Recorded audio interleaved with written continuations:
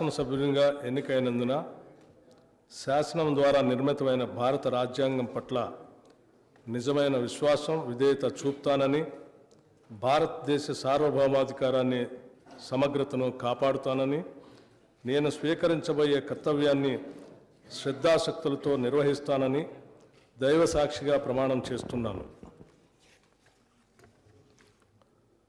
తెలంగాణ శాసనసభ సభ్యుడైన బట్టి విక్రమార్క మల్లు అని నేను సభా నియమాలకు కట్టుబడి ఉంటానని, వాటిని అనుసరిస్తానని, సభా మర్యాదలను పాటిస్తానని, సాంప్రదాయాలను గౌరవిస్తానని దైవ సాక్షిగా ప్రమాణం చేస్తున్నాను.